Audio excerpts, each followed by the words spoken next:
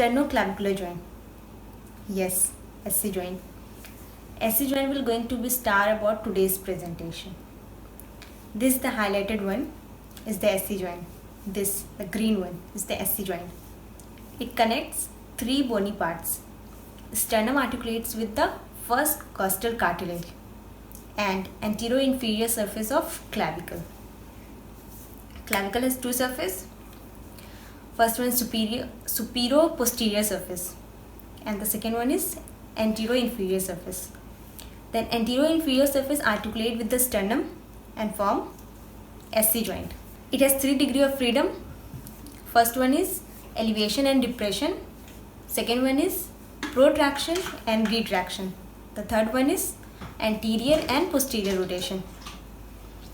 It is a synovial joint and also a saddle joint. The name saddle joint is named after the surface or you can say architecture of clavicle and manubrium. Here is an image of ideal SC joint. Take a closer look.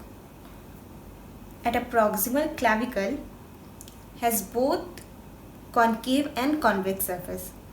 Suitably, the manubrium has also a concave and convex surface.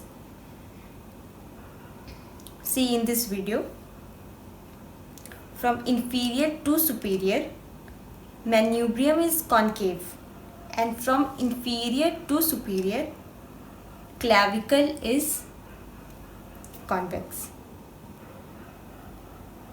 From lateral to medial, manubrium is convex, and from lateral to medial, clavicle is concave. Sternoclavicular disc. As SC joint is incongruent joint, the congruency is increased by SC disc. Now the attachment of SC disc. The SC disc, the upper end of the disc articulate with the superior posterior surface of clavicle and the lower end articulate with the manubrium facet. The disc is diagonally present. The disc bisects or divides the joints into two cavities. During elevation and depression, the clavicle roll and slide over the disc. During elevation and depression, disc is the part of manubrium and the clavicle rolls and slide in opposite direction on the disc. And during protraction and retraction,